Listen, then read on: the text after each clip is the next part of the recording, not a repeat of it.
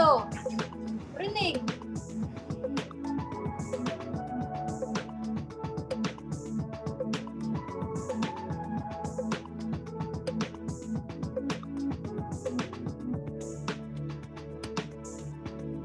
Lalabas yan. Yun yung audio natin nakita ko.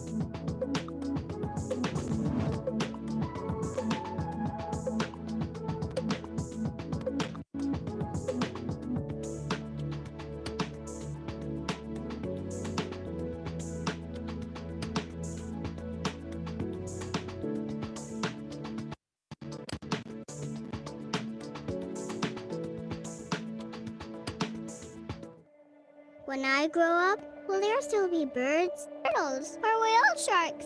Please stop making animals disappear. When I grow up, can I still swim in the beach? They say some beaches are too polluted. What does that mean? Please help me. I don't want to grow up in a dying planet. If you're gonna produce energy, make sure it's good for all of us. At first, we believe it's our responsibility to provide cleaner energy that's good for the environment. So we only produce power that is 100% clean, 100% reliable, using 0% coal. Not just for us, but for more generations to come. 100% green power, 100% good power. So, are we good? I wanna ask, what do you think you're doing? The air is so dirty now. I'm probably gonna grow up with asthma. It's always so hot, and there's not enough water for everyone. Other times, there's flooding because storms are getting stronger. That's scary. What kind of future am I gonna get from you? If you're gonna produce energy, please make sure it's good for all of us. At First Gen, we believe it's our responsibility to provide cleaner energy that's good for the environment. So we only produce power that is 100% clean, 100% reliable, using 0% coal. Not just for us, but for more generations. 100% green power, 100% good power. So, are we good?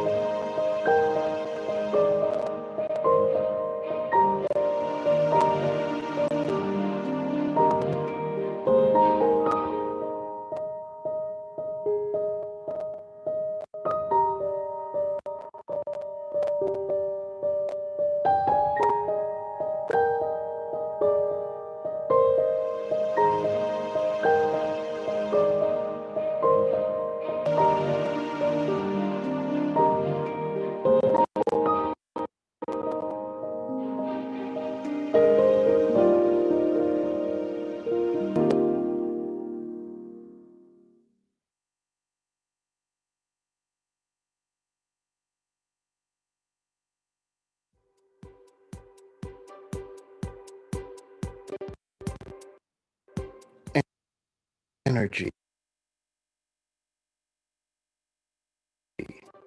It's all around us, waiting to be unleashed. Human progress. Proudly servicing Chevron entities all around the world since 1998.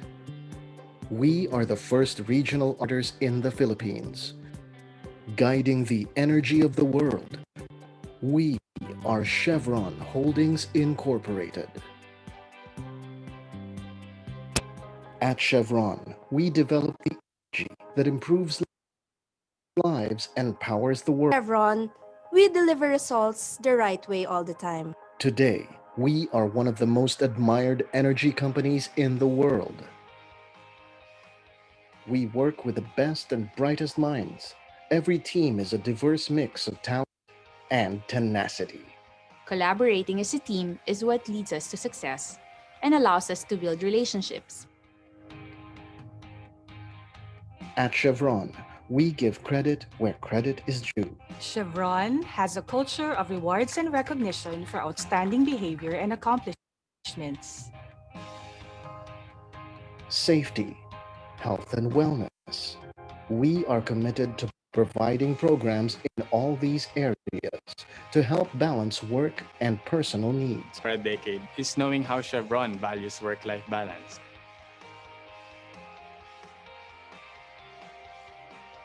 We motivate employees to drive their own careers by giving them access to numerous career opportunities within Chevron.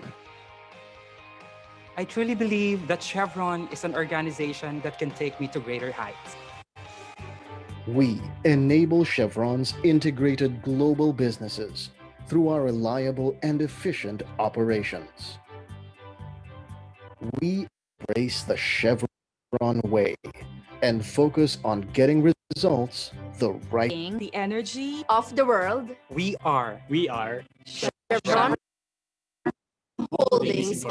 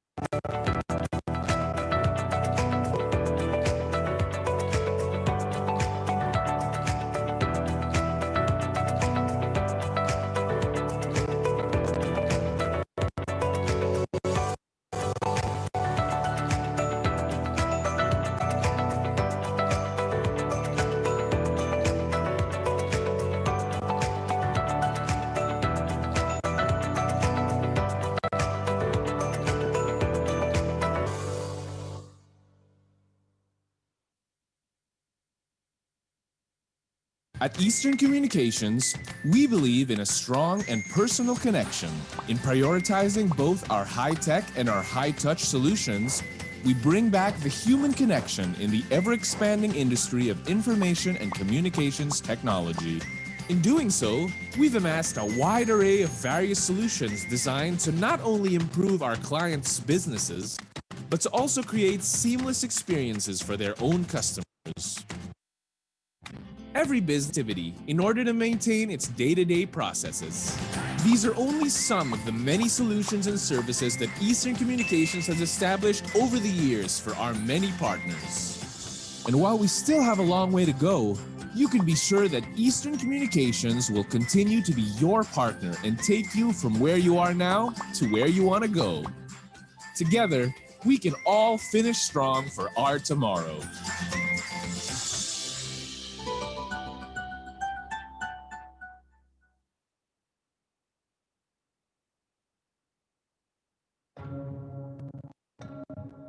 The Philippines moves to the beat of progress. And no one knows its pulse like BDO Unibank. With leading scale and reach, the expertise and local knowledge to connect you to Philippine business. BDO Unibank. We find ways. When you look at the critical issues facing our world, what do you see? We see breakthrough record time, we see harnessing natural gas, unleashing the promise of clean energy. We see engineers simulating the future to improve today. At Emerson, when issues become inspiration, focusing core strengths to create a better world isn't just a result, ability. Emerson, consider it solved. When you look at the critical issues facing our world, we see 1 billion more people breathing free. We see access to fresh food being the global norm, not the exception. We see homes staying cooler without the planet getting warmer. At Emerson, when issues become inspiration, strengths to create a better world isn't just a result, it's a responsibility. Emerson, consider it solved. We see harnessing natural gas, unleashing at Emerson when issues become inspiration. Creating a better world isn't just a result, but Emerson, consider it solved.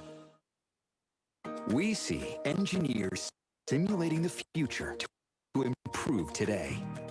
At Emerson, when issues become inspiration, creating a better world isn't just a result, it's a Emerson, consider it solved. We see breakthrough medicines getting to patients in record time. At Emerson, when issues become inspiration, creating a better world isn't just a result, ability. Emerson, consider it solved. We see access to fresh food being the question. At Emerson, when issues become inspiration, creating a better world isn't just a result, it's a responsibility. Emerson, consider it solved. We see heating breakthroughs clearing the air for billions. At Emerson, when issues become inspiration, creativity, consider it solved. We see homes staying cooler without the planet getting warmer.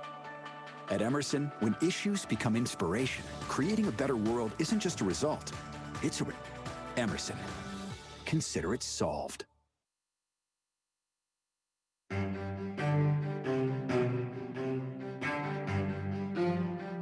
One of the approaches that KKR takes in Asia is to be more of a holistic solutions provider to companies and to stakeholders in the marketplace. As the private equity industry, KKR has evolved. What we've done is we've created different tools to help our competitive advantage in the market, as well as the way in which we engage with our portfolio companies. We bring deep industry specialization, deep operational expertise, and a global platform helping these local companies grow. One of the key tenets of our strategy in Asia has been from day one, really localizing the investment teams. Asia is not one big market. It's a collection of 8 or 10 different local markets. So our local executives and build our business in each country around a talented team of locals. In the world economy has globalized dramatically. A global network is critically important. The businesses that we're investing in Asia, whether it's China, India, or Vietnam, these companies are looking to maximize our ability to provide access to customers, distribution, know-how from around the world is a huge advantage as we deal with these companies. The hallmark of what we do is we take a long-term approach. We're not worried about the quarter-to-quarter earnings. We're really focused on understanding what's going to drive sustainable value creation in businesses. An incredibly dynamic part of the world with some of the highest GDP growth rates we see. So our opportunity is to be partners with great local entrepreneurs.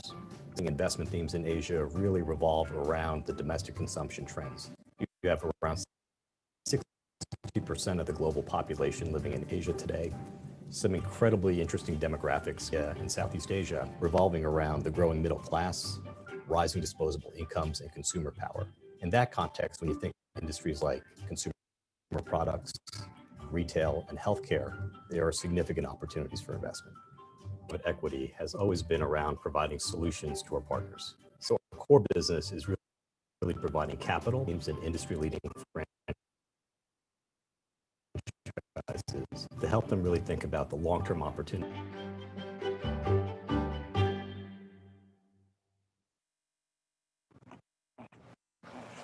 Fluffy.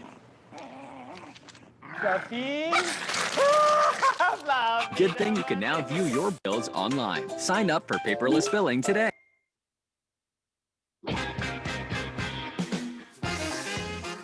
Every brand has a goal. To be this or that for the consumer. To do this or that for its audience. To fix this. To grow that. To build from scratch. Take a holistic approach in solving marketing challenges and use a variety of channels to reach consumers in the relationship you build between the audience and the brand. The integration of channel relevant. This approach we call integrated marketing experience. Team Asia brings out the best in branding and design, events and activation, content marketing, digital marketing, and video production. Has the best players in the game, armed with the knowledge to implement a strong game plan that fits your goals. Are you launching a new brand? Are you creating a positive brand impression? If you're looking for ways to grow your brand, the first order of business is to choose a team of experts. We are Team Asia, and this is how we do it.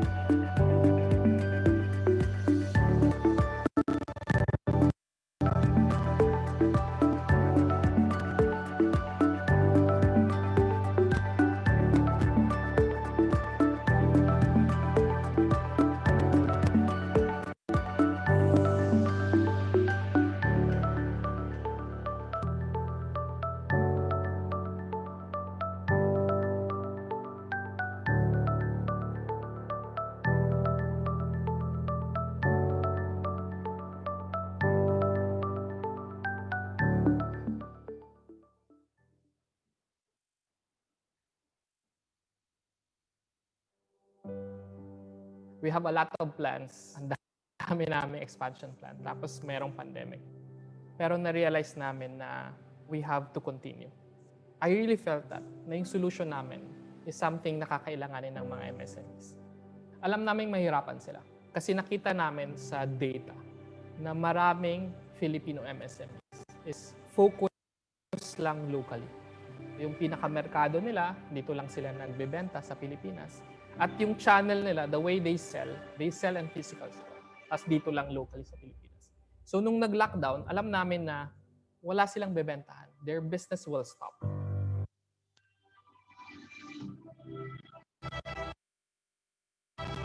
We saw a lot of bringing them online is not enough. Will not just make you online, but will also make you global. Logistics companies sa Pilipinas. Pero nung nakausap namin yung FedEx, alam mo, iba yung gaan ng loob sa unang makausap. Naintindihan nila yung ginagawa namin. Ang gusto ko sa kanila is that they're willing to work with us na isang kalang. And we have a certain way of doing things. Pero sila, they willing to adjust or listen to that. Kasi ang pagpapadala ng produkto mula sa Pilipinas at sa ibang bansa, hindi siya madali. Kung wala sila, mahirapan kami na magpadala ng mga produkto sa ibang bansa.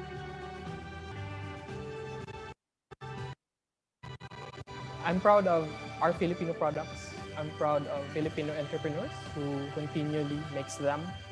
I'm proud of our company, Easy Fulfill, that helps these entrepreneurs make their products global.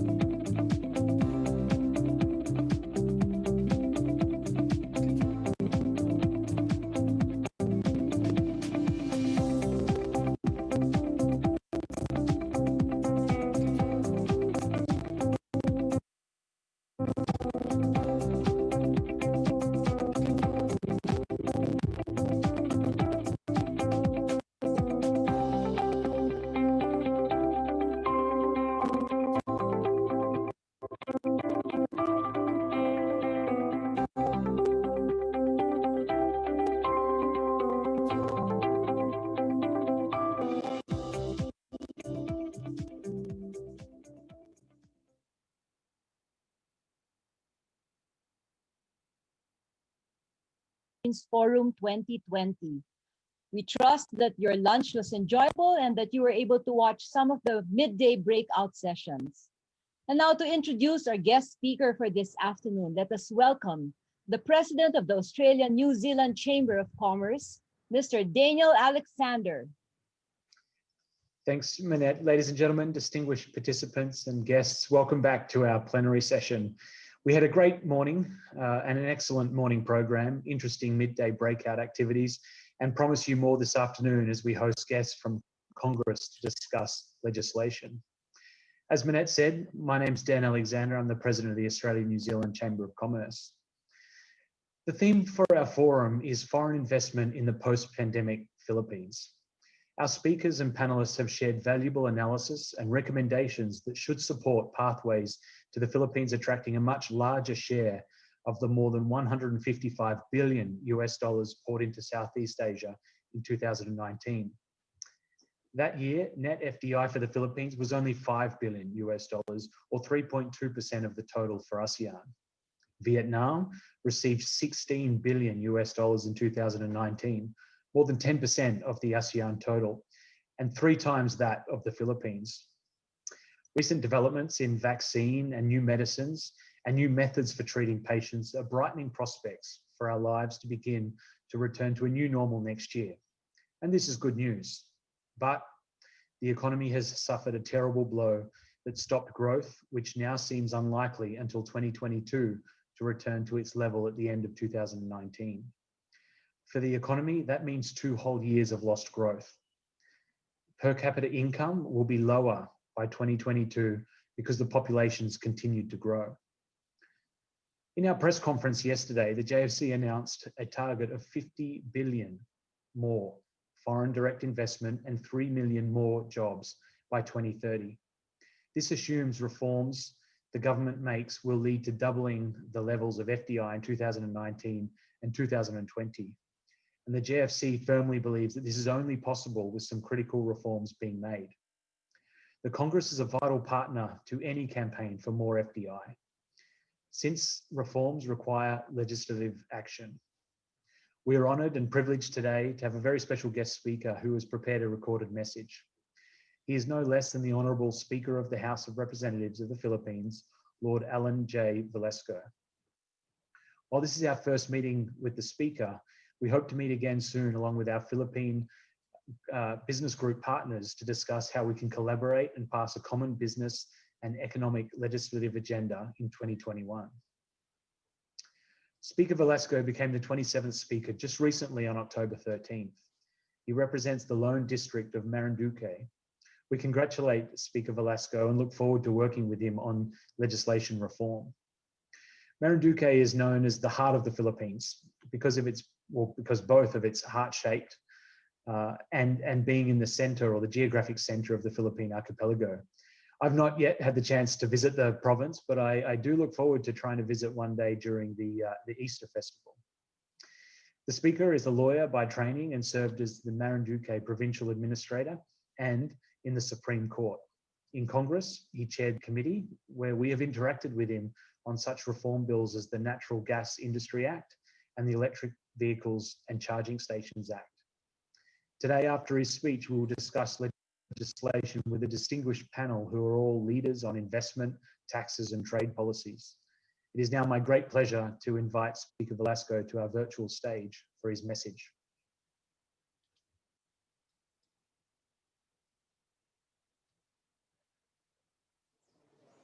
Leaders and members of the Joint Foreign Chambers of Commerce, local business groups, international development partners, officials and fellow workers in government, guests, and other participants, good afternoon.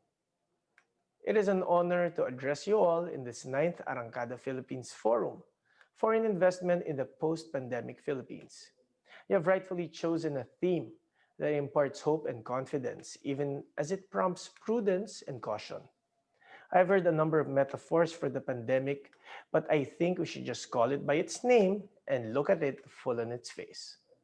COVID-19 shocked us to our core, took away many lives before we knew enough about it, and imposed on us a so-called new normal that is polarly different from everything that we used to know.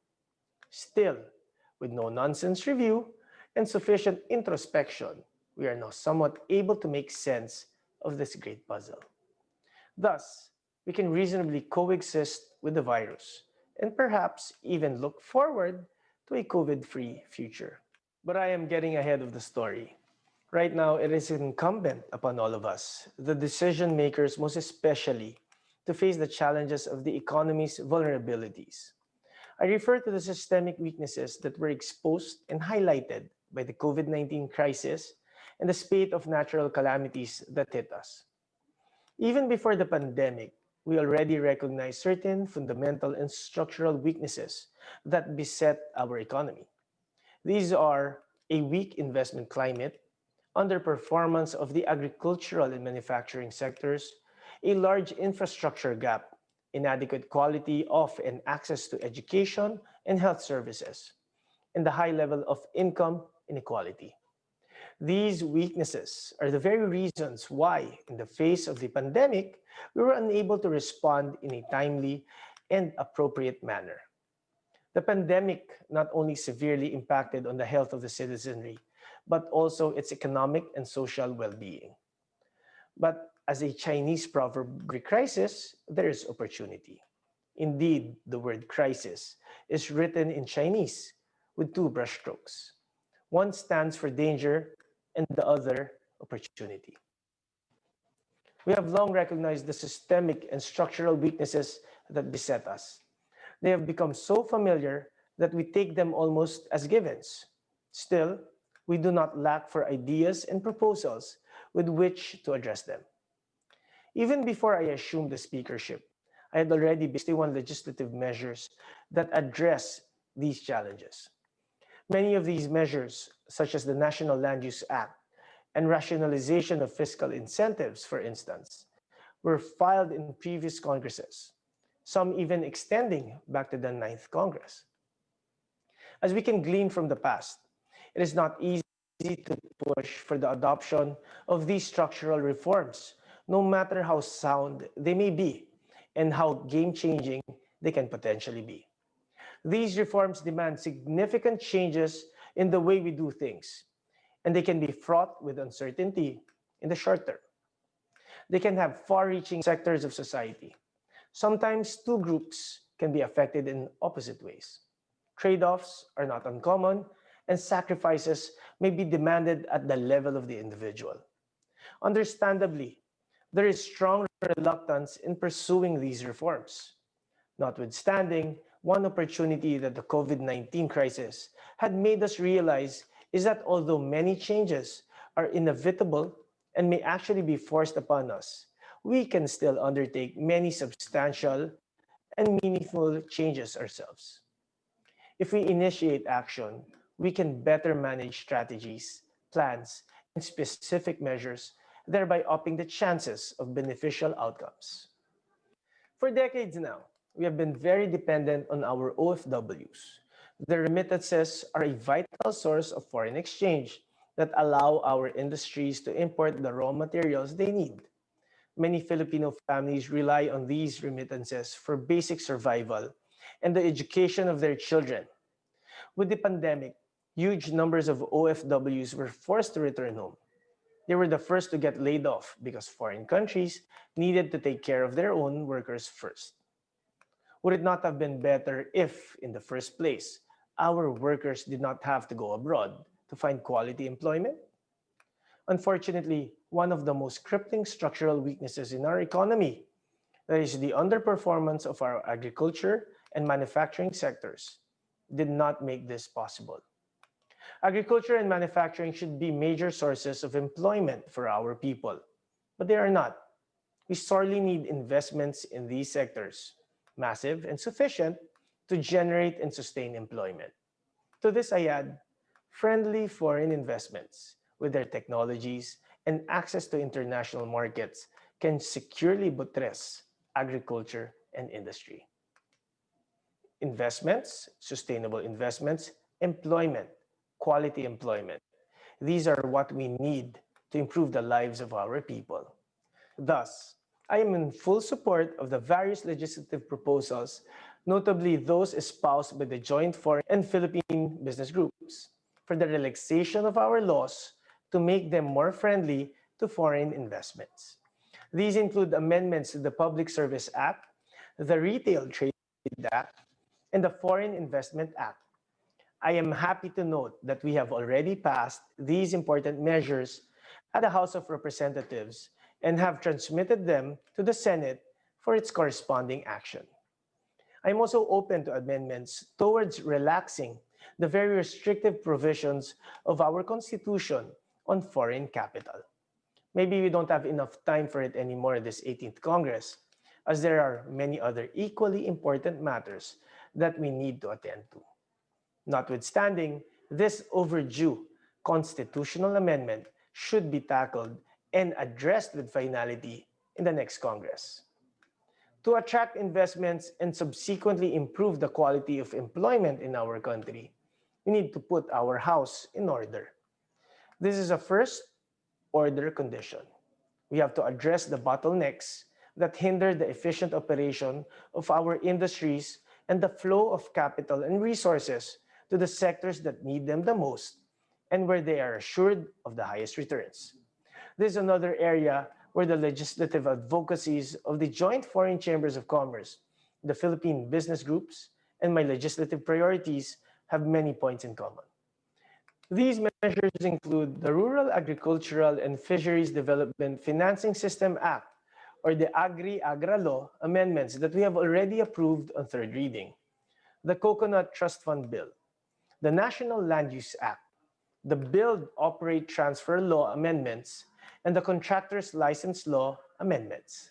Moreover, we have also approved on third reading strong support measures, such as amendments to the Anti-Red Tape Act, which seek to further expedite the processing and issuance of national and local permits, and the Internet Transactions Act, which aims to update the country's regulatory environment towards the growth of SMMEs, which comprise 98 to 99% of all enterprises, while at the same time protecting the consumers of online goods and services. We need to address the huge gap in our infrastructure. This includes transport, power, telecommunications, and water and supply and sanitation. We have seen that strategically connected geographic areas are generally more prosperous, while rural and remote communities with limited often end up in spatial poverty traps. Well-designed infrastructure lowers transportation and transaction costs. Well-directed infrastructure facilitates the movement of goods and people and the transfer of information. Well-placed infrastructure ensures access to power and water, both of which are requirements for modern economic activity. And as the spate of natural calamities that hit our country made us realize, we need resilient infrastructure in dealing with the challenges of climate change. However, belatedly, we have realized that there should be synergy between our environment and economic goals. I am heartened that the Joint Foreign Chambers of Commerce and the Philippine business groups are pushing for specific legislative proposals, not only to improve the state of our infrastructure, but also to address the challenges of climate change. I fully support and intend to work with you in the passage of critical legislation on these concerns that your group is advocating for. These include the creation of the National Disaster Risk Reduction and Management Authority, the creation of the Department of Water Resources and Water Regulatory Commission, the promotion of the use of electric vehicles and the setting up of charging stations, the enactment of measures on faster internet services and open access in data transmission, and the creation of the National Transportation Safety Board. The National Disaster Risk Reduction and Management Authority Bill has been approved on third reading in the House of Representatives. The rest are in various stages of the legislative mill. We know that to meet our infrastructure backlog, we have to improve the government's revenue effort and the efficiency of our tax system. While tax reforms are not very popular, the House of Representatives has not shirked in passing vital tax reform measures. We have already approved and transmitted to the Senate the Corporate Income Tax and Incentives Rationalization Act, or CITIRA, which was approved in the Senate as the Corporate Recovery and Tax Enterprises, or CREATE. The Real Property Valuation and Assessment Reform, and the Passive Income Tax and Financial Intermediary Tax Act, or PIFITA. We can also take pride that the House of Representatives has been very proactive and is in the forefront in the passage of legislative measures that can give significant and enabling support to our industries, especially our micro, small, and medium enterprises. They established a silent but solid pillar in our economy. They stood in the storm. They weathered the numerous shocks to our economic and social well-being brought about by the pandemic. Best of all, they are rapidly recovering. We are very close to passing that proposed Government Financial Institutions Unified Initiatives to Distressed Enterprises for Economic Recovery, or GUIDE. This measure aims to provide essential and critical financial support to micro, small, and medium enterprises and other strategically important industries that have to deal with the impact of the COVID-19 crisis. Meanwhile, to assist banks deal with the expected increase in non-performing loans in the House and transmitted to the Senate, the proposed Financial Institution Strategic Transfer, or FIST Act. As I have mentioned earlier, I am closely tracking the progress of at least 61 priority legislative measures that include most, if not all, of the proposals of the Joint Foreign Chambers of Commerce and the Philippine business groups.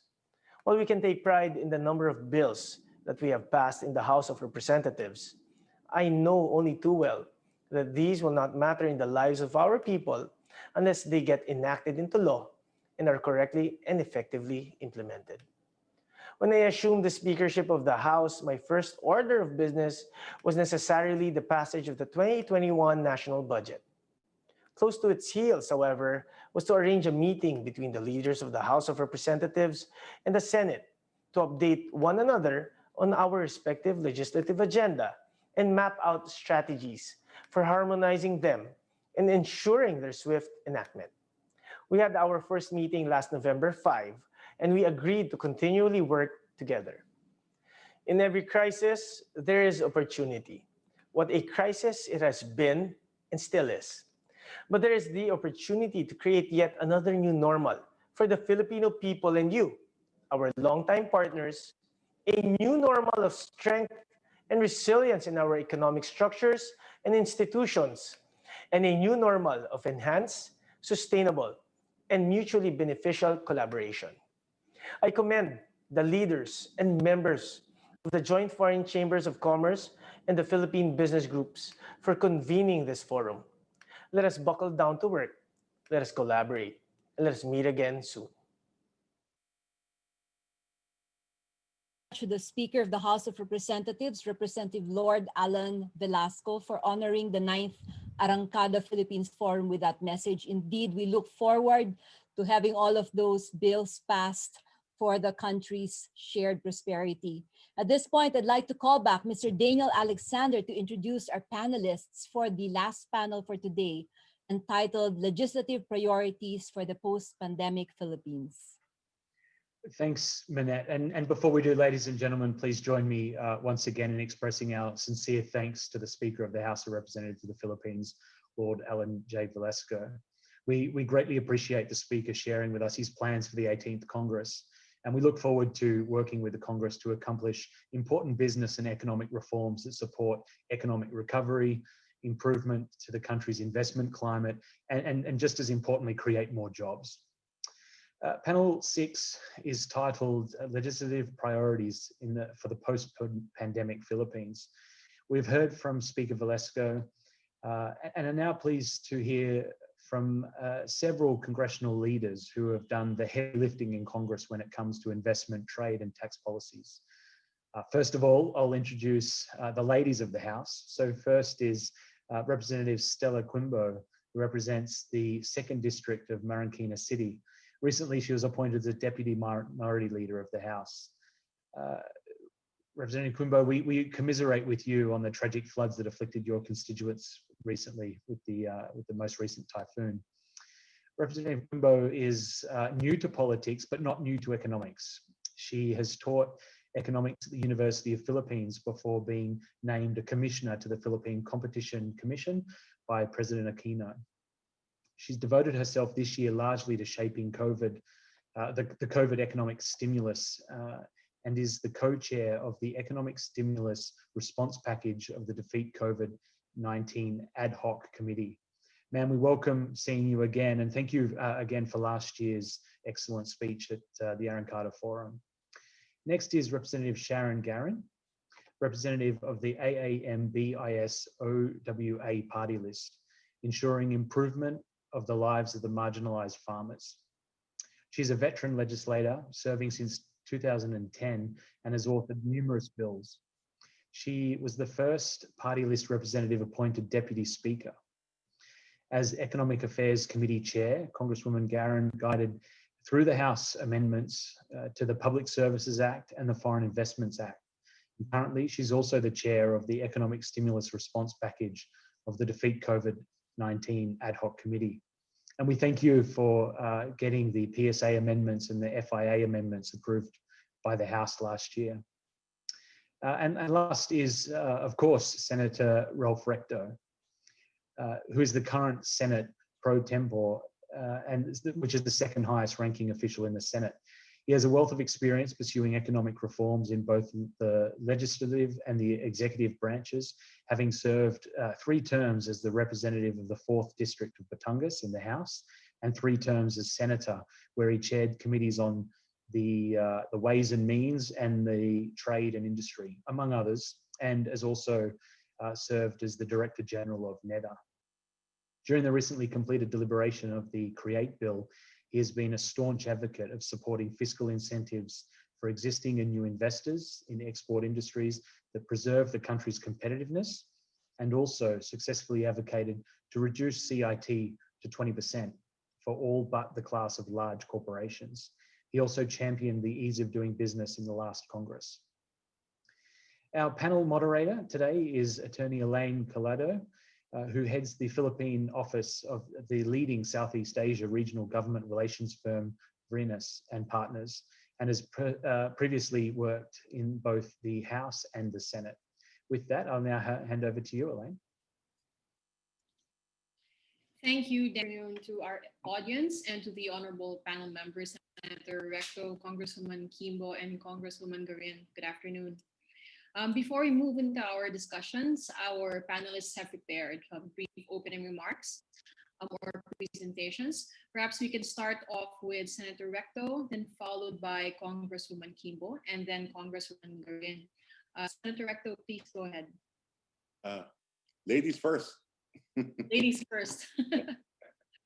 If either Congresswoman Kimbo or Congresswoman Garin would like to deliver their opening remarks. Hi, boss first. Turuan to, turuan.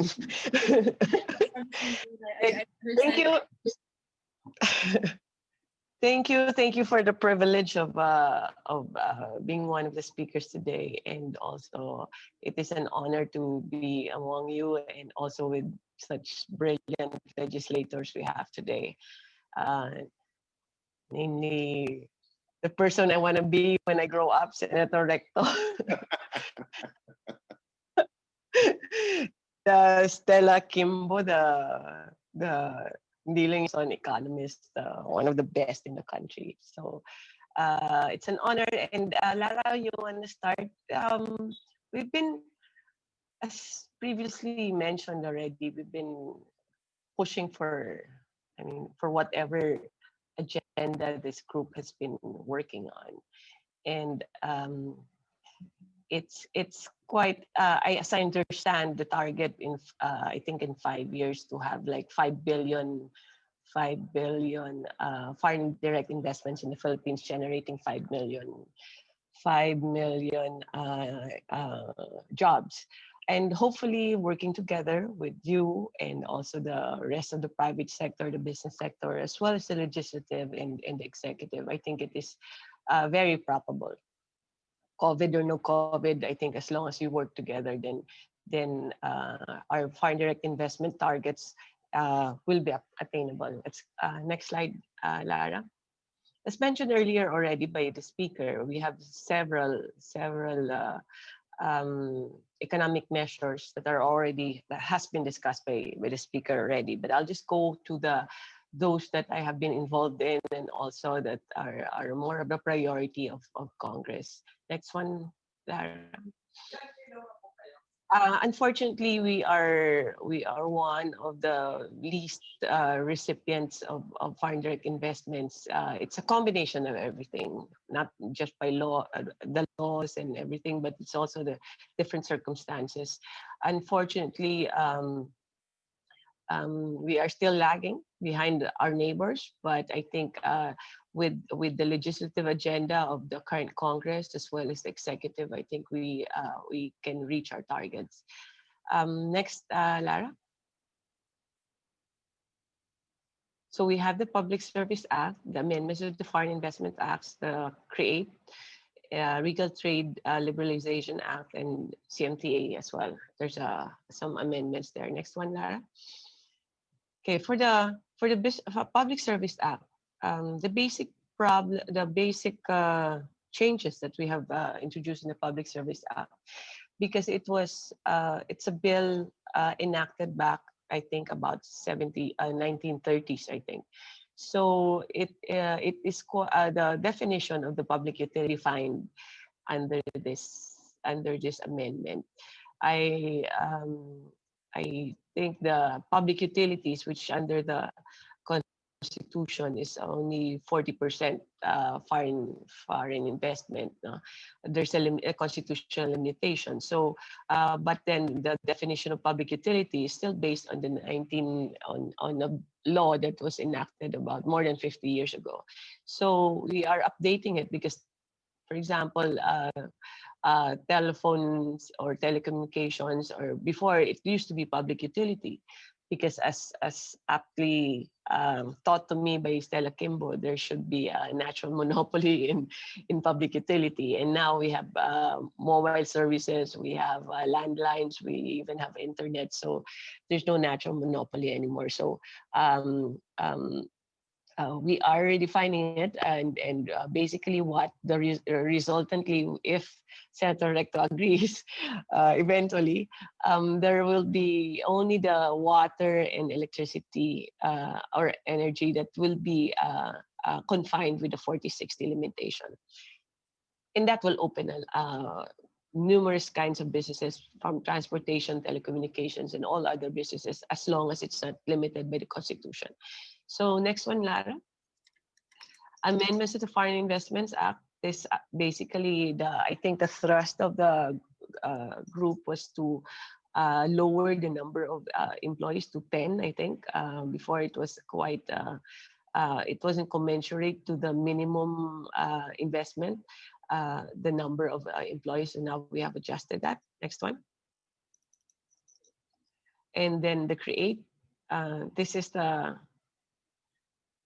forte of Senator Ralph. I think it has been approved already, and it is up to the lower house now to adapt or to meet on a bicameral conference. But just for a general sense, now other than the lowering of the corporate income tax and all the other improvements in the tax code, basically the Philippines has hundreds of economic zones, and each economic zone actually has different types of degrees of incentives, fiscal incentives more than anything.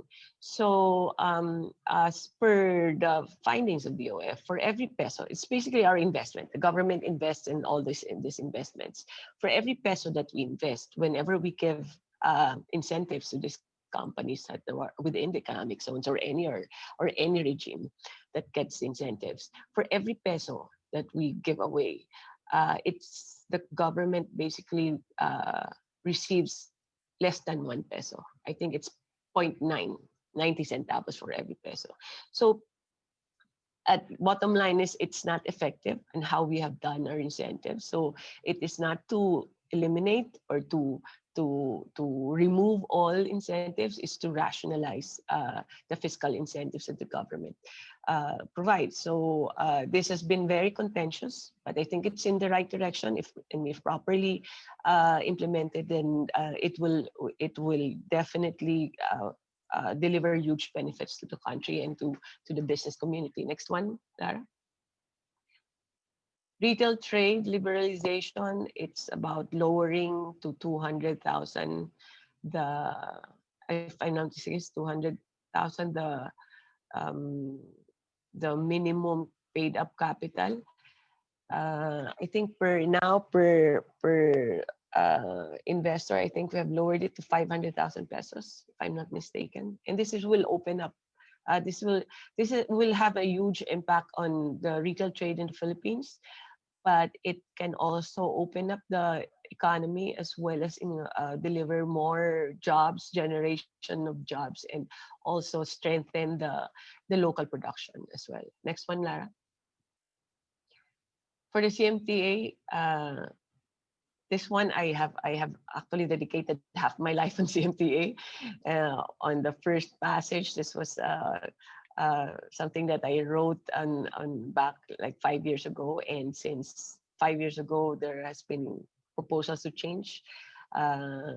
Like the OF, I think, wants to change the de minimis from 10,000 to 5,000, and those are proposals that we have gathered, as well as the regulation of the shipping cost, or all the third party players in customs. So this is very extensive, but this is still under deliberations in the committee. Next one, Lara.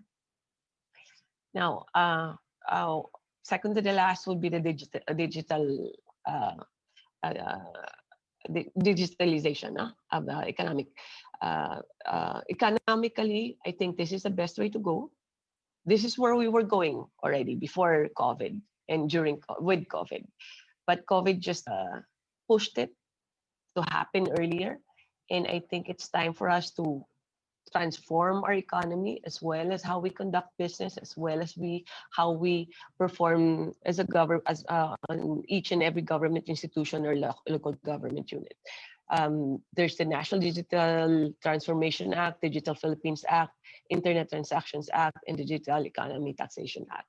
I've been involved in all this, but digital digitax, as they say, is actually taxation of the digital products, not on any like physical goods, but only in digital products such as subscriptions, advertising, or for example, if you go for subscribing by Netflix. And these are things that we have the NIRC or our tax code fails to cover, and basically it will impose VAT on all these products. So with all this digital related laws, this is what the country needs. We cannot do education properly without digitalization. We cannot do banking well if we don't go for digitalization in all aspects of the economy, in all sectors. We have to improve the infrastructure as well as the policies. And policy-wise, I think the Congress is tackling numerous bills. Hopefully, it can help the economy and you as investors as well to improve the performance of all those concerned in the economy. And then last but not the least, I think, I don't know if Stella will discuss, I think she will. Last one, Stella. There are various Bayanihan 3 proposals. And true enough, there's a 2021 budget already. But even Stella, I would say, we all are pushing for more spending on the part of the government. We are still lacking on spending, and if there's not enough fiscal stimulus on our part. There's enough money in the banks, but nobody can give out a loan. Nobody wants to take out a loan. The businesses are closing. So we need to put more money. The country needs to put more money in among all the consumers. And Bayanihan 3, as we have proposed, and on our version, because there are various versions, it is to address basically the first and foremost, the biggest of the budget would be 75 billion for vaccines. And because vaccine is a way of stimulus, I believe, and it will also address all the other aspects in terms of employment, which will be whether it's cash for work, assistance for payroll cost, even lending for or financing of payroll costs or rents and all that. We have provided new provisions compared to Bayanihan 2 or Bayanihan 1 or even a rice bill that we have proposed before. So it is a combination of different kinds of interventions, but we have also adopted many of the interventions that we have approved on the Bayanihan 2. So hopefully with Bayanihan 3, it can also boost the economy and also support all those who have invested here in the Philippines already. So the proposal we have, I think, is about 300 billion pesos. And we are still in talks of whether we have the funds or is the executive willing to spend the funds or borrow the funds.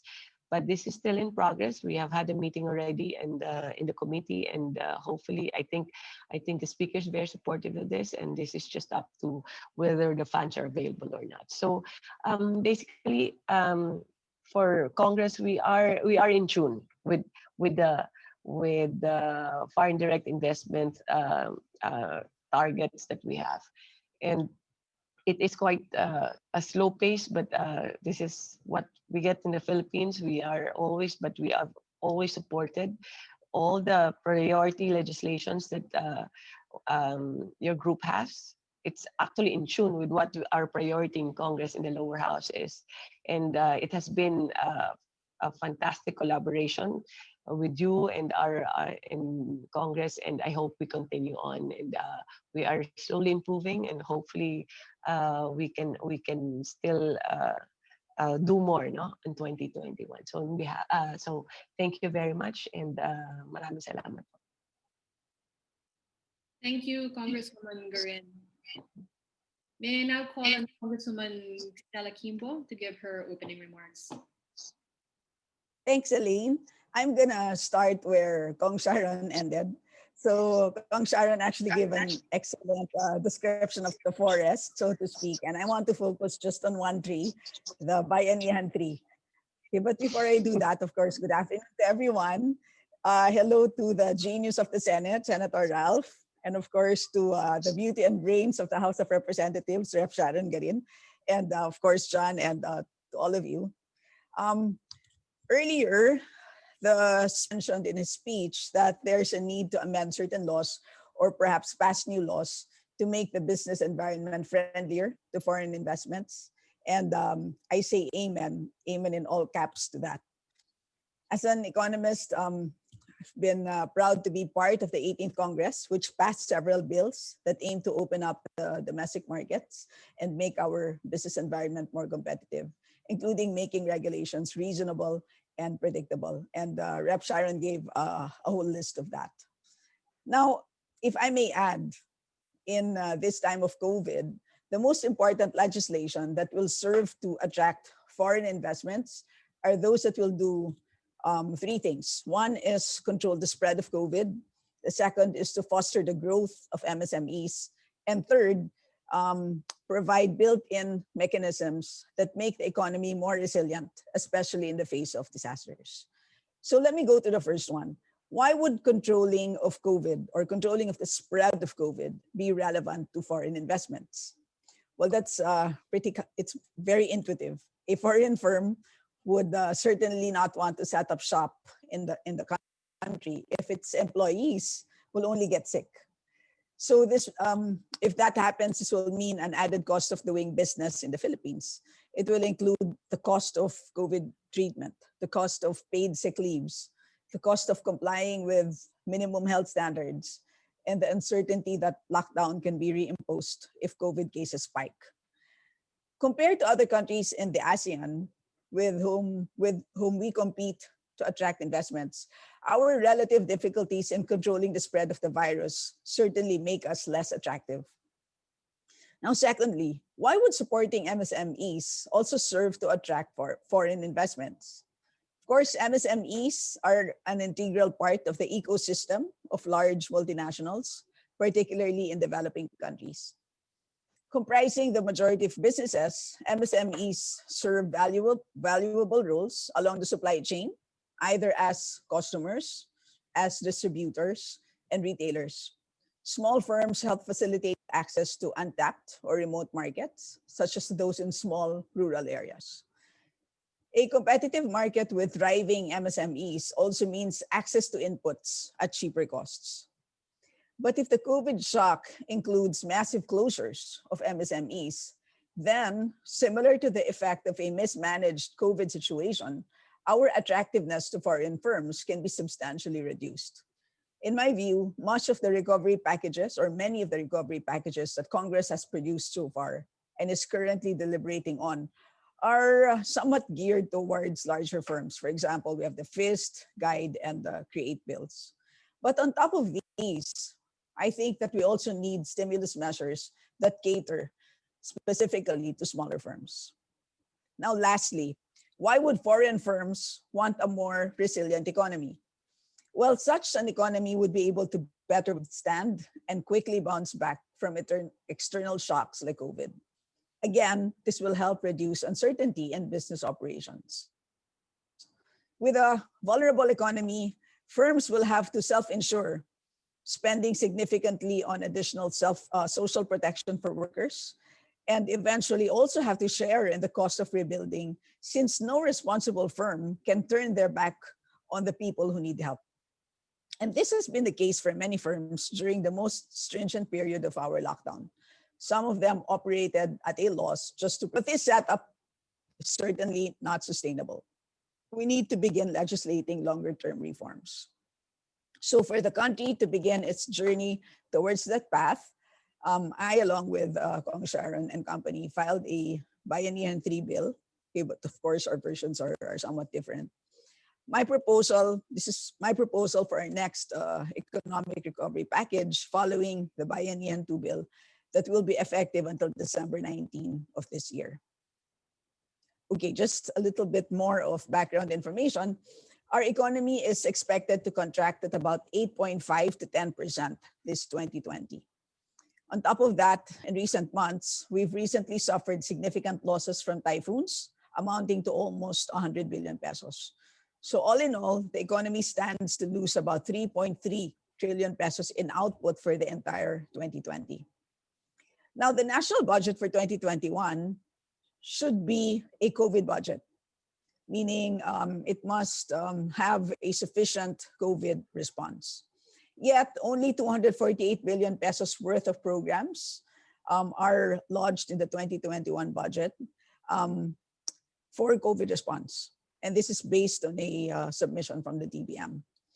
So if we add 165 billion pesos to that 248 billion pesos, that would mean only a total of 413 billion pesos as fiscal stimulus. So clearly, to offset the multi-trillion peso loss, 413 billion pesos in stimulus is not enough. This is like using a garden hose to save a burning skyscraper. Now, let me add too that even if we grow at 7% next year, GDP levels will still be less than 2019 levels, and the GDP per capita will drop by 5.9% in 2021 compared to 2020. So clearly, pump priming is urgently needed. So my version of Bayanihan 3 will substantially enlarge our war chest as it proposes to inject another 400 billion pesos to the economy. It allocates 25 billion pesos for the procurement of COVID-19 vaccine and medications. And just to explain, this is just to supplement whatever budgetary gap we expect after we pass the 2021 budget. Of course, with a vaccine, we can permanently cut the spread of the virus and this can increase business and consumer confidence in the country. The proposed bill also eases procurement for vaccines and allows higher advance payments. It also provides 100 billion pesos for capacity building to critically impacted sectors and 100 billion pesos for worker subsidies to maximize the deployment of firms' workforces, and this would include subsidies for COVID testing. The bill also provides for credit mediation to promote financial inclusion among MSMEs because today only 77% of Filipinos are banked, meaning, are unbanked, or only 23% have access to the formal financial institutions. So all of these proposed interventions point to one thing: inclusion. What we need at this point in time is inclusive economic recovery. The bill vows to ensure that small and large firms, workers, all types of workers, whether white-collar, blue-collar workers, and all Filipino families will survive the pandemic and sail through the new normal. So the recovery that Bayanihan 3 fosters must leave no one behind. Looking ahead, the bill also provides for the formulation of an economic resilience plan that shall serve as a blueprint for the needed structural reforms within the economy. It also provides for the prioritization of impactful infrastructure, such as housing or flood control. Again, we must aspire for resilience, such that when future exogenous shocks hit the economy, we will not suffer the extensive losses that we are suffering now.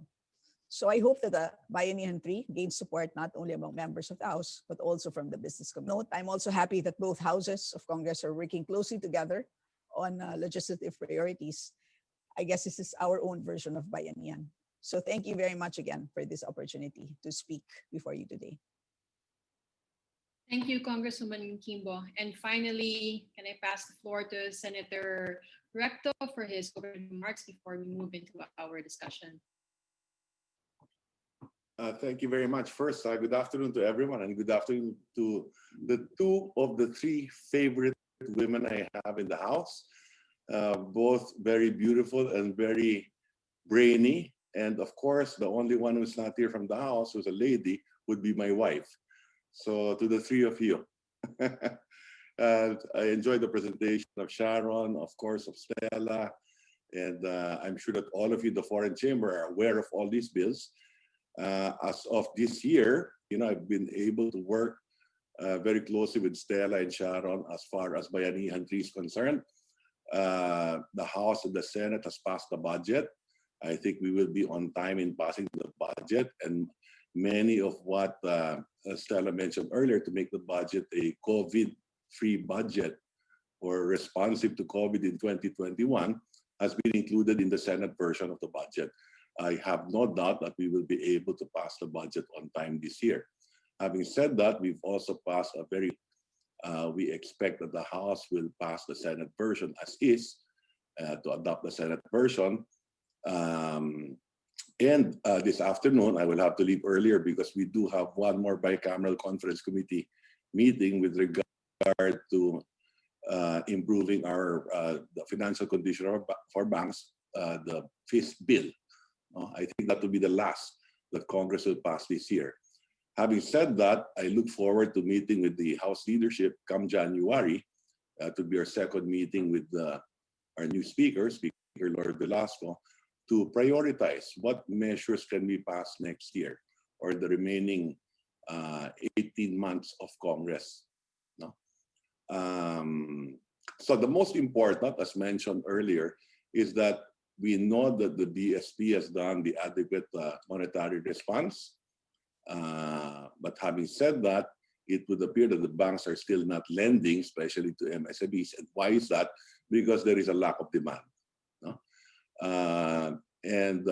Knowing that the economy will contract roughly by 10% this year, I support both Sharon and Stella for a bigger stimulus package. No? And that's why I'm saying that as far as Bayanihan 2 is concerned, I think that it does not lapse by the end of the year.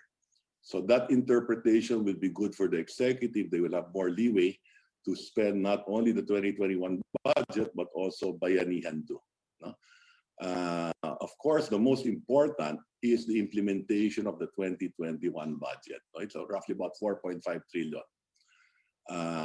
And of course, the implementation of CREATE. CREATE is also a stimulus. We're reducing taxes, reducing it from 30 to 25 if you're an MSME, assets below 100 million, excluding land, and income, taxable income of 5 million below, your tax rate will go down to 20%. We're also giving stimulus to education hospitals that instead of the 10% preferential rate that they have, it's down to 1%. And I'm sure you know many of the other provisions under CREATE. No?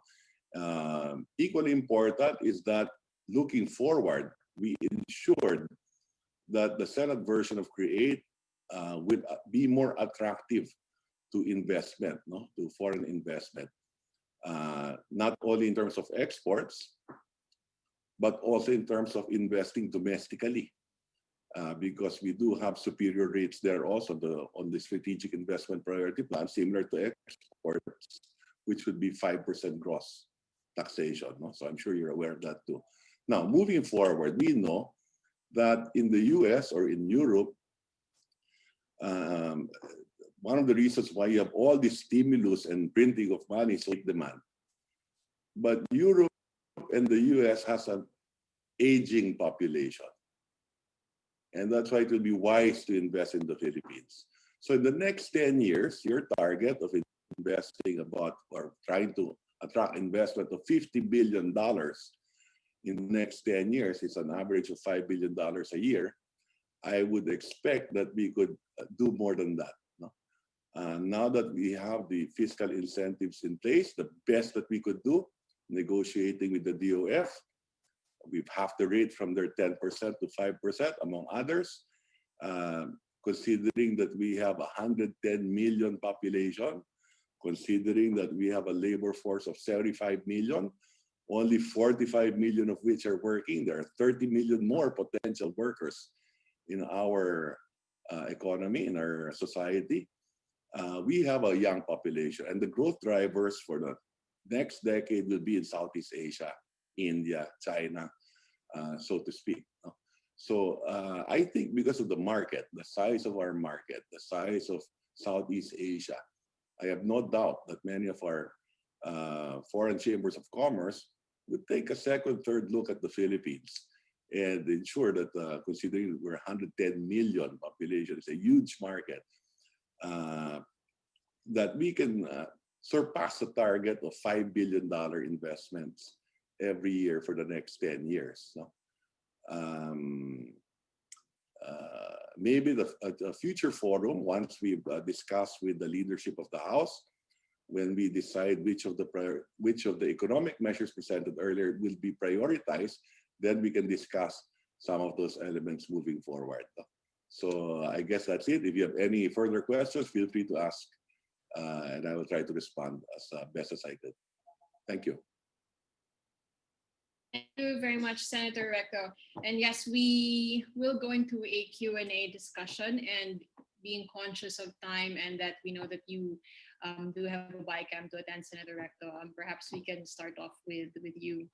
Just to recap, over the last 3 days, we have heard from various speakers and panelists that while the pandemic has significantly affected the Philippine economy, we still have such overwhelming potential, not only to bounce back, but to grow.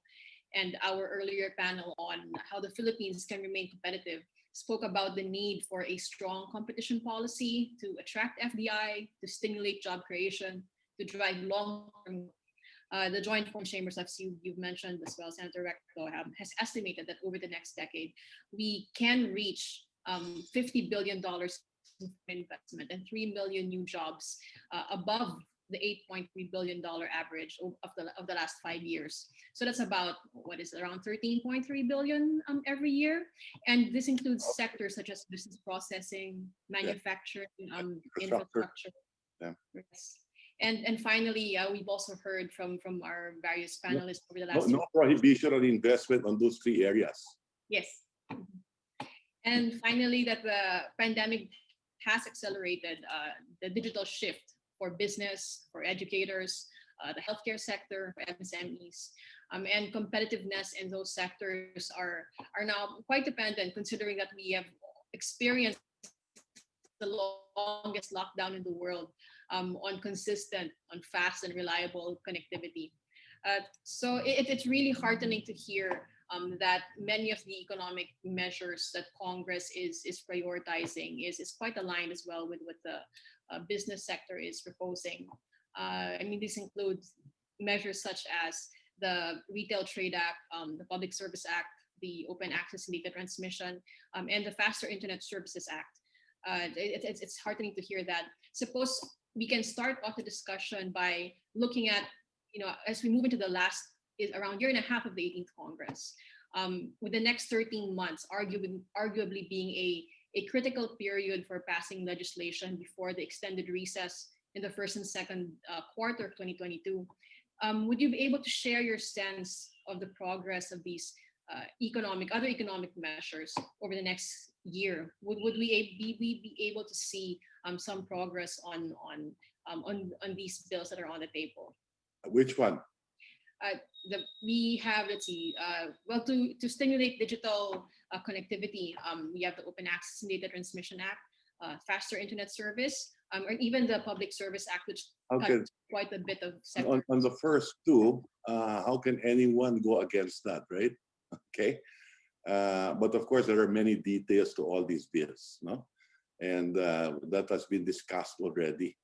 I'm also father of the creation of the DICT. In the Senate version 2, we've already included a budget for the budget for next year, additional resources for DICT to enter areas where there is no connectivity in the last mile, where the private sector will not invest. So we prioritize, I think, something like an additional 5 billion for those investments. The executive has done a lot insofar as mandating local government units to allow hassle-free the erection of all the posts for telecommunication companies. And I think in the last few months, they've put up more than additional 2,000 or 3,000 posts, and that will continue. So it is also to the benefit of the private sector, Globe, Smart, there will be a third player, to make these investments because it is profitable for them. So the DICT's role will be in areas where the private sector will not come in, basically. Now, on the issue of Retail Trade Liberalization Act, I authored that also when I was in the House, and to reduce the amount or the threshold amount. So we're open to that. We're also studying now in the Senate the Foreign Investment Act. Like I said, you mentioned 3 areas earlier that you're focused on: manufacturing. There is no prohibition for foreign investors to invest in manufacturing in the Philippines. We will improve the BOT law as well. I filed also a version in the Senate. And I think moving forward, government now, because of the pandemic and revenues have collapsed, will have to rely more on PPP, right? Okay, moving forward, right? Okay, and that's for infrastructure. With regard to BPO, there's no prohibition for foreign investors also to continue with investing in the BPO industry. Okay, now, Public Service Act, a bit ticklish because there are constitutional provisions that we're looking at, no? Like telecommunications, is that a public utility or not? Okay, so there's going to be discussion there for sure. Will it still require a franchise? So all of this will be discussed in the Senate, and that was passed in the House before. Initial debates have begun. No? Of course, there are also cybersecurity issues, national securities considerations that we're looking at in the Senate, as far as opening up telecommunications to 100%. Today, you have a state-owned Chinese firm who owns 40% of DITO, and they're in military camps. So that is a security concern, as far as the Senate is concerned, right? So we're looking at all of these issues. Of course, we know globally that there is an issue also on technology. You have a big fight between the West and China on 5G, so on and so forth. So all of that is discussed in the Senate. No? What other questions? What other bills? National Land Use Act. Unfortunately, I think it over centralizes it. Okay, so I don't think that'd be good for investment. What other bills were mentioned? Open access. Open access, we're open to that, but let's make sure that it doesn't promote unfair competition for those who invested earlier. So it's a balancing act that we're looking at here. But of course, we're open to that. Now, I filed a version also in the Senate on open access. You know, the title, all these titles look great, but you have to take a look at what's inside the bill, right? Okay. What else? Any other bills that you mentioned? Faster Internet Services Act. Yeah, who will go against that, right? Insofar as the title is concerned. Okay. Thank you The for devil your is in the details, right? insight. Okay. Okay. That's true. The devil is in the details. Yeah. And thank you for your insight, Senator Recto. Thank you very much, All Alina. those bills. There are many more, no? There are But many. like I said, there will be a leadership meeting of both the House and the Senate come January to prioritize all these measures of what is doable, what can be accomplished in the next 12 months. Yes. And that is happening in January. So I suppose It's going to happen in January. Correct. Yes. what will happen after the Senate and the House are able to, when it's finally signed into law for CREATE and the national budget. Correct. Yes. Okay. Thank you. Can get some. Senator, can you still stay with us for? Yes. Yeah, sure. Perhaps we can just pass on and then secure some insights from Congresswoman Kimbo and Garin on the build, operate, and transfer law, because that does affect infrastructure. And if we're looking at more private sector involvement and then funding and sourcing for infrastructure going into next year, do you have a sense of whether that can prosper in the House of Representatives and for Senator Recto as well in the Senate? Perhaps we can start with either Congresswoman Garin or Congresswoman Kimbo. I think it was mentioned already by the speaker. It's already in one of his priorities. So I think he will give it a go. Well, for committee discussion and plenary debates. But I think the speaker is aware of that bill, that it is needed for whichever sector. But also personally, I would support any kind of legislation that would actually help the infrastructure needs of the country, whether it involves more so if there's not sufficient funding from the government, then private participation is essential, I would say. Thank you, Congresswoman Garin. Congresswoman Kimbo, do you have anything to add on the BOT amendments? Well, yeah, just to add a little bit, of course, infrastructure is a sector that has the largest multiplier effects. So I also do support anything that hastens any infrastructure spending. And of course, the Lord has spoken. So the speaker has supported. So yes, we're all. Okay, thank you very much. We have a question here from the audience on the security of tenure bill that has been fast-tracked in Congress. The point is that the manufacturing spends about 49 billion pesos annually on labor costs. And if firms are to absorb over 300,000 contractual workers if the security of tenure bill is signed. So the question is whether maybe have a sense of what what are the drivers for the expediting of the security of tenure bill, considering the effect that it could have on the manufacturing? I think it's the drivers, or the main driver is the executive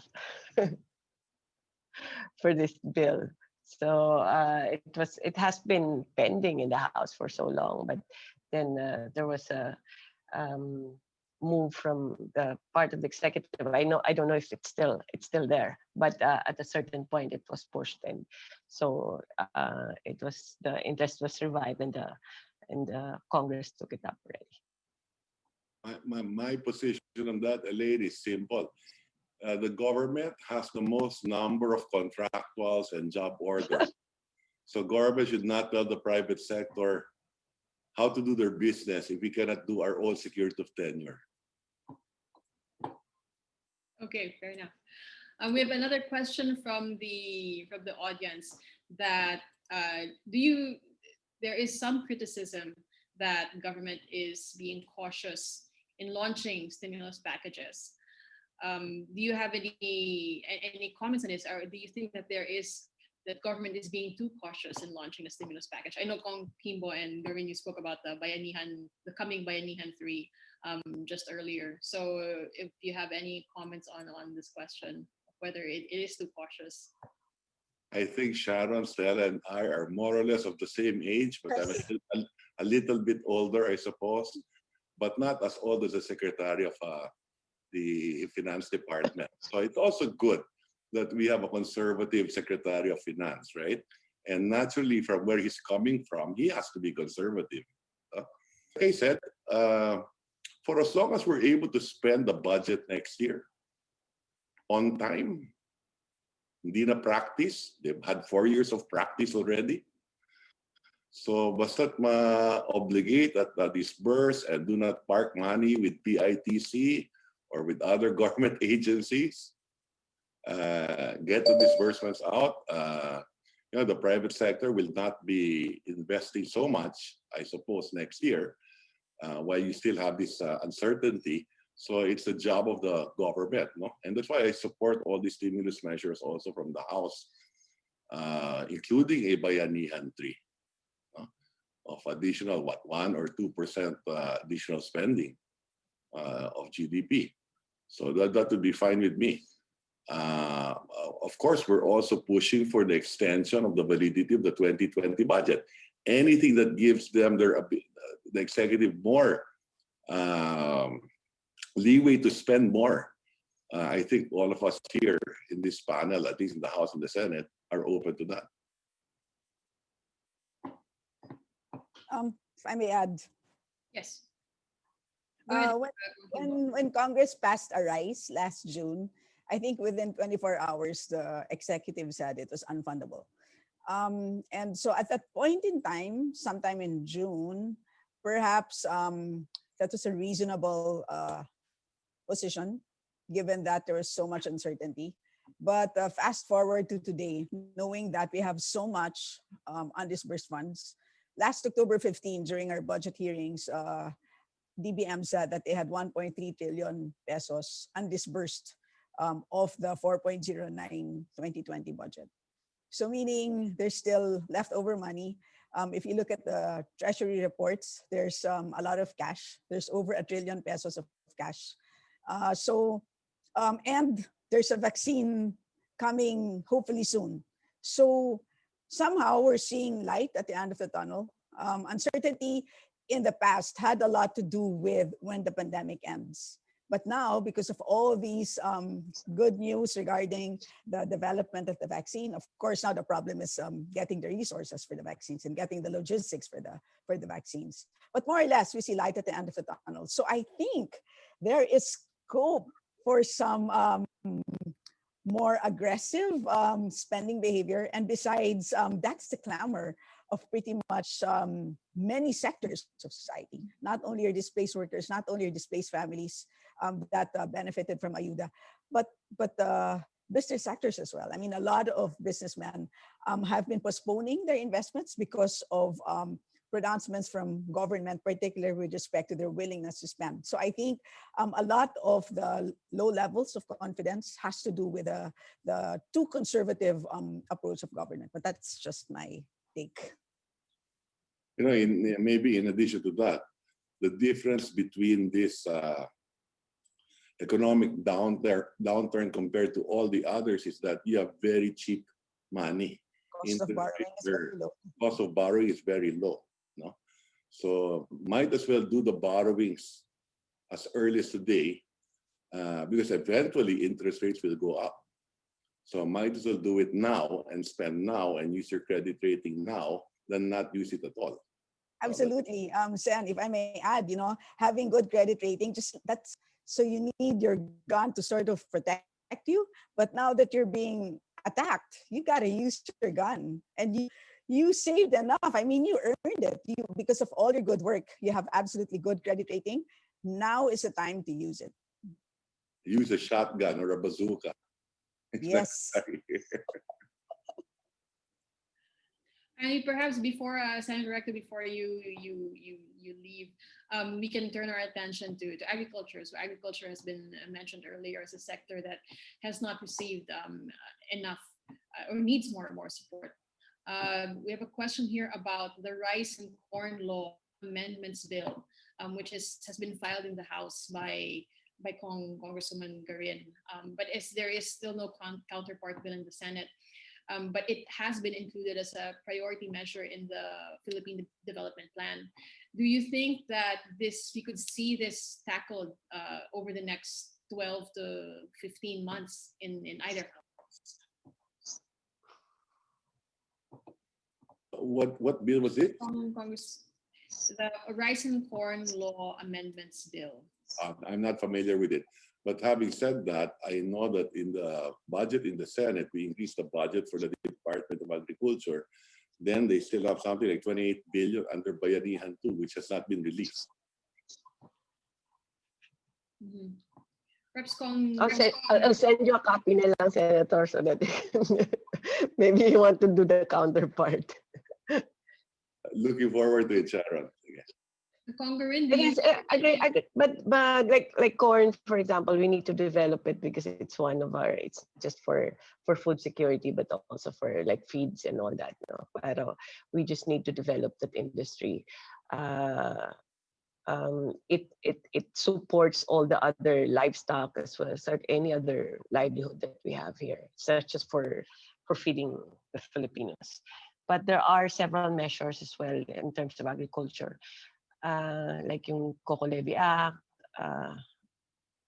feeds law, corn, rice and corn, marami pa yan eh. So hopefully it's not just that. Hopefully we can also improve not just by policy, by laws, but we can also improve on the infrastructure of agriculture. Like blatantly, our problem during COVID was the supply chain, di ba? The logistics of agriculture. We had so much produce in the north that wasn't getting here because of problems of infrastructure. So I think the laws are there.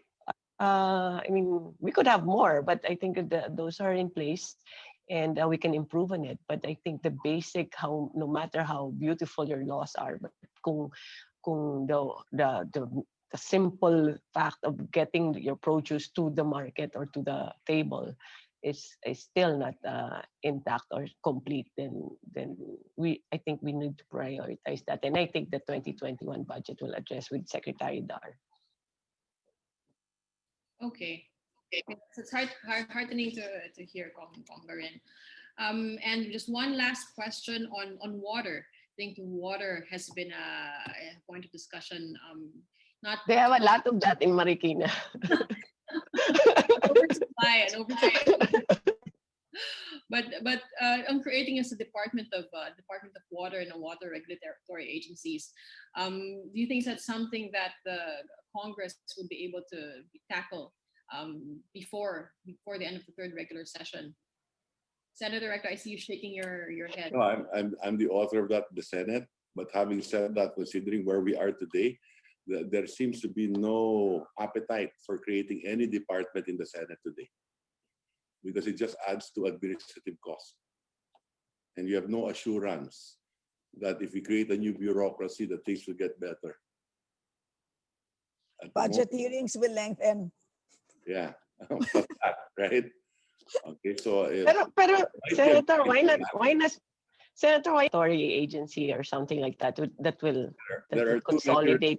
There are too many regulatory agencies already.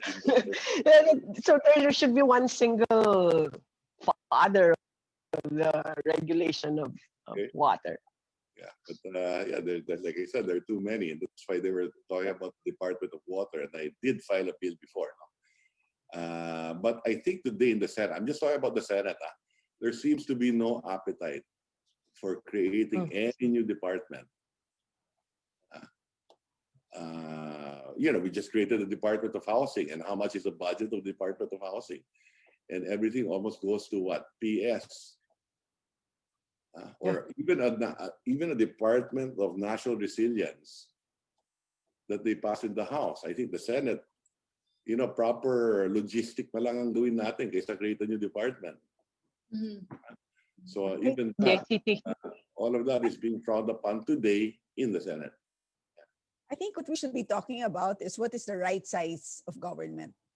I think we should first determine that, right? And so if you need to trim the bureaucracy, then do so that if there are agencies or regulating agencies that really need to be created, then at least there's scope for that creation. But for now, if you count the number of heads in the bureaucracy, there's really too much. Too many secretaries, too many USECs, too many ASECs, too many regional directors. Too many cooks spoil the broth, unfortunately. Okay, thank you. I suppose that considering that we've spoken about a lot of the bills that are being pushed, and there's a lot that needs to be done, but the time element is an issue here. See that because perhaps amongst everything, what is the most immediate is the fact that everybody needs connectivity, and that we see some of the digital connectivity measures prioritized or passed in the next 13 months. I think it was Kong Garin or Kong Kibo, you had a slate of measures in your presentation that had to do with digital transformation. Do you see any of those? Do you think that you'll be prioritizing or trying to push any of those digital bills forward for next year? The Internet Transactions Act has already passed on third reading in the House. That's the regulation of, if you sell in the internet. And then Digitax is still under deliberations in the plenary. The rest is complicated because it involves so much budget as well. So it will go through the process. But yes, there's popular support for those bills in the House. Yeah, right now the approach is the solutions are in various pieces of legislation. So there's some in Bayanihan too, meaning how to reduce the obstacles to constructing towers, things like those. Plus the common tower policy, that's an EO, right? So they're in various pieces of regulation. So that's the current approach. But clearly, moving forward, it has to be, I suppose, in a single framework, which I think the Open Access Bill is also trying to address. But for now, at least there's some stopgap measures. Yeah. Right. Thank you for that, Congresswoman Kimbo. And we hope that if we're looking at addressing not just the immediate needs of the pandemic, but looking 10 years down the road, since we see that the estimate here is that we can reach $50 billion above the current average, that we hope that these policy reform measures are in some way able to be passed with whatever remaining time that we have until before 2022. So thank you again for Attorney Elaine. Yes, Congren. I just want to publicly congratulate Senator Ralph Recto for finishing the CREATE bill. I've worked on CREATE fiscal incentives rationalization since the time of Stella's husband pa. I think about 6 years ago or more. And now it has even been improved, and it's responsive to COVID. So I think passing that in the Senate and now waiting for Congress to decide on what to do with it. I think we're in our finish line na. So Sharon. kudos to you. Thank you, Sharon. Our first job is to do no harm. The original bill wanted to do too much harm. Now That's we have true. we have to live through FIRB. With Parang FIRB. ano na rin yan eh. Parang stimulus na rin. FIRB na yun. Thank you, Sharon. But no, well done. And thanks to everyone. So, yes. Okay, thank you. Thank you. Congresswoman Guerin, Congresswoman Kimbo, and Senator Recto for thank you, joining ladies. us. Thank you. Bye. Thank you. Bye. Keep well. Stay safe, everyone. Okay. Hey, bye. Thank you. Thank you very, very much to this panel on the legislative priorities for the post-pandemic Philippines. We're almost nearing the end of today, but before that, let's call on the president of the Korean Chamber of Commerce, Mr. Ho-Ik Lee, to introduce our keynote speaker. Thank you. Ladies and gentlemen, we have been spending a very interesting afternoon with the Philippine Congress, with the Speaker Velasco and our panel on legislative priorities for the post-pandemic Philippines. My name is Ho-Ik Lee. I'm a president of Korean Chamber of Commerce in the Philippines. Our chamber counts among its members Korean multinational like Capco, Korean Air, and Samsung, and small companies in manufacturing and even restaurants serving you tasty bibimbap. We are sad this year because Korea's biggest contributor to the Philippine economy, tourism, has been collapsed. More than 1 million Koreans are coming to Philippines, and the highest number from any country. As soon as we get the vaccine in Korea, our tourists will begin to return. Now, after 3 extraordinary, full and enriching days of this 9th annual JFC Arangkada Philippine Forum, we reach our final keynote speech by a very special guest, and then we will hear concluding remarks by my colleague, Japanese Chamber President Keiichi Masunaga. Our keynote speaker is Cabinet Secretary Carlo Alexi B. Nograles, one of the outstanding young political leaders of the Philippines. At the age of 44, he just completed his 2nd year in the position of Cabinet Secretary. Normally, the Cabinet Secretary is not well known to the public, behind the scenes, but his work is of great importance in large governments such as Philippines, the largest employer in the country with the 1.7 million civil service government workers. Aside from being a close advisor of President, he ensured efficient coordination among the many agencies of the national government and seek to assure the presidential decision and policies are implemented properly. In the US, this role is divided at the White House between the National Security Council and the Domestic Policy Council. One of his duties is to chair the Cabinet's Cluster Secretariat.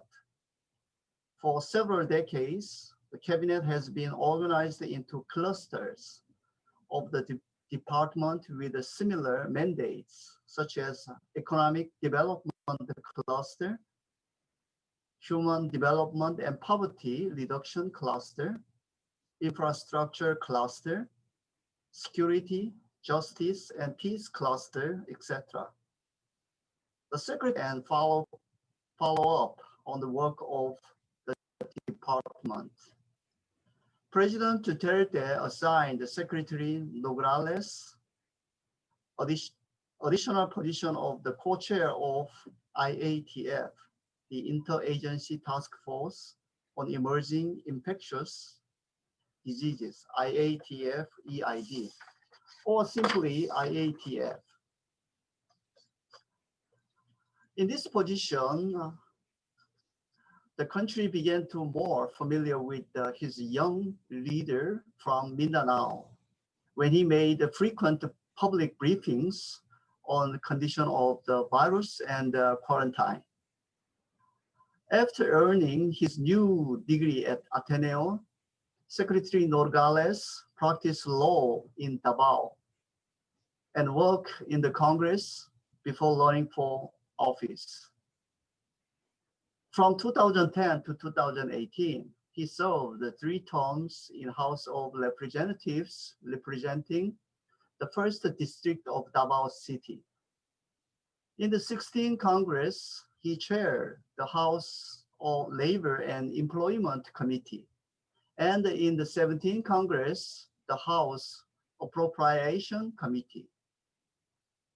The Secretary's wife, Marga, in the recent interview in the Philippine Star, said that her husband will give his all and more in everything he is assigned to do. Carlo is a worker and is very thorough. He will write and edit his own speech. He will not go into anything without studying it properly. These traits are very important for the president to have in his office. Secretary Nogales has several special interests. He is pushing to assure more water available for homes and irrigation, and for long-term peace in Mindanao. But he is even more passionate to. He chairs a Zero Hunger Task Force, which is even more relevant today in the light of 30% plus hunger incidents of the recent month, and the continuing high malnutrition rate among the infants and the young children. The JFC remember several productive occasions when we met to discuss legislation with the Secretary Nogales' late father, House Speaker Propero Nogales. In the 14th Congress, during the administration of President Gloria Macapagal Arroyo, Carlo Nogales has impressive experience in the Congress and the executive. We look forward not only to his speech today, but also to working with him in the future for realization of Ambition Nation 2040 vision of the upper income economy for the Philippines. Ladies and gentlemen, I have the honor to invite the Secretary, Cabinet Secretary Carlo Nogales, to our virtual stage to deliver his keynote speech. Thank you. Much for the kind and generous introduction, Mr. Hoikli.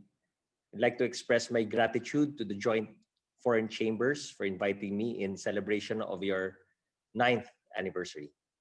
It is always a privilege to speak before the JFC, no matter the occasion, as it is always an opportunity to share experiences and exchange ideas that allow us to see different perspectives, learn new ways of doing things, and explore avenues for collaboration. Today, I was requested to share my insights on major lessons from the pandemic that can help create a better Philippines and how foreign investors can participate more in the country's recovery and growth. The theme for today's forum, Foreign Investment in the Post-Pandemic Philippines, is an imperative for all of us to assess our roles and values amidst these unprecedented times. With over 500 business individuals, industry experts, investors, diplomats, government officials across the country joining us, it is my ardent hope that this virtual gathering strengthens your trust, your sense of purpose, and commitment to continue the valuable work that you all do. Contend with rapidly evolving challenges in an increasingly volatile, uncertain, complex, ambiguous, and disruptive workplace and societal context. These challenges are even magnified because in the present social context, we deal with the legal mandates, rules and regulations, political leaders, resource constraints, and the need to maintain a heightened sense of accountability to the people that we serve. And in the paradigm of development, you all play a vital and exceptional role.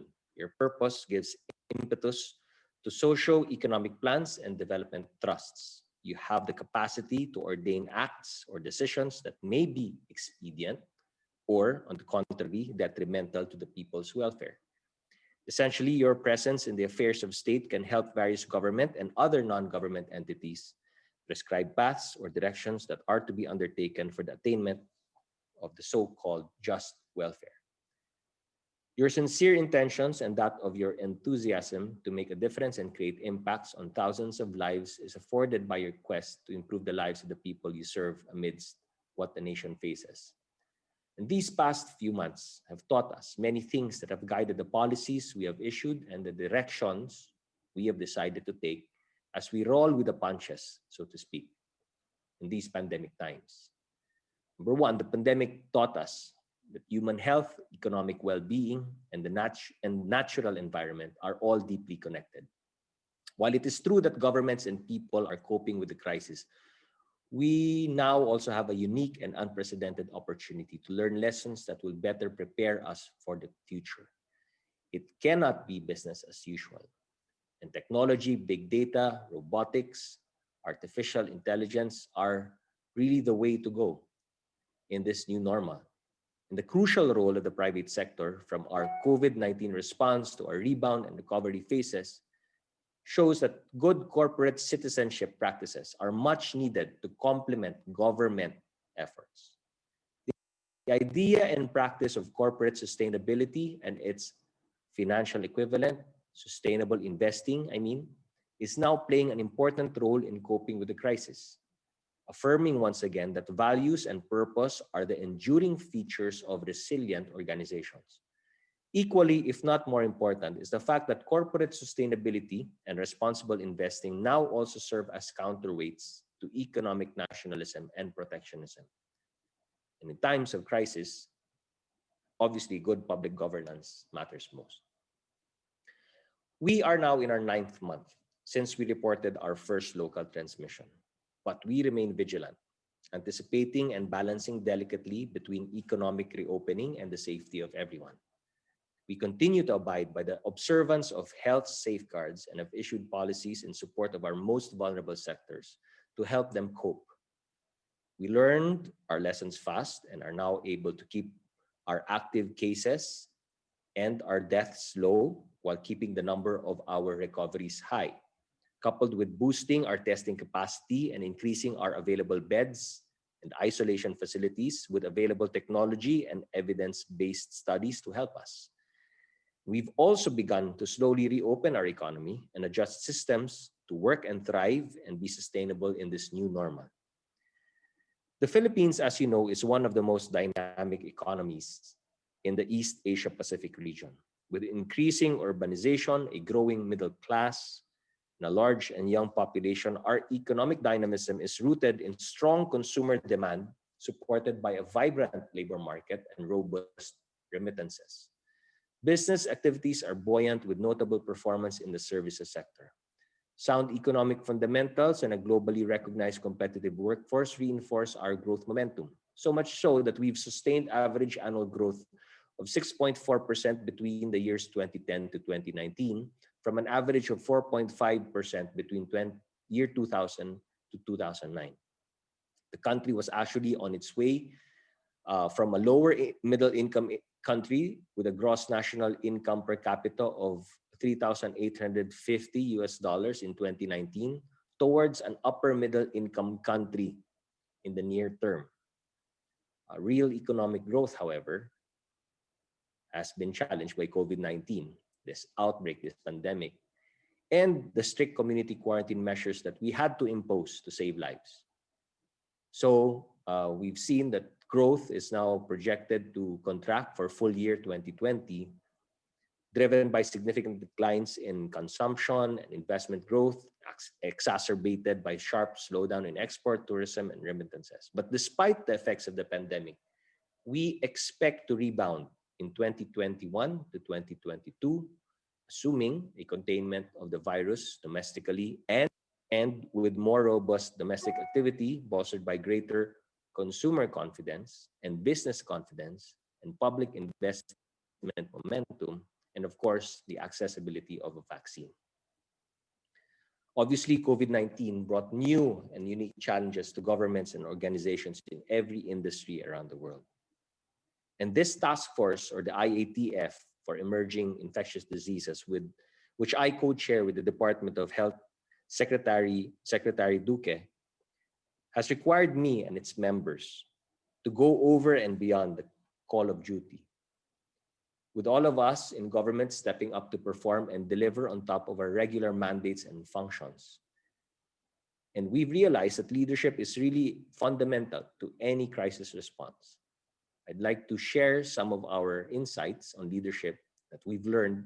I suppose all of us have learned from this pandemic. First, I believe there should really be recognition or a consciousness with this pandemic that the normal way we used to conduct our affairs no longer work. Because it is with this recognition and this subsequent acceptance that we can begin to adjust our bearings and allow ourselves to be in the situation of the crisis and allow us to properly adapt to what the situation calls for. Second is the realization that leadership does not exist in a vacuum. To respond to this crisis, there was really an emphasis on teams, and teams that know exactly their role, priorities, and what is expected of them is a must in any crisis situation. And third is the importance of character, because character allows us to transform a crisis situation into an enabling one, where you as leaders become stewards to create valuable and positive change. This is where inspire change, inspire action and initiative by showing the genuine concern to do things for the greater good. And in doing so, you also transform yourself in leading selflessly to create positive impacts in the lives of others so that they too can pay it forward.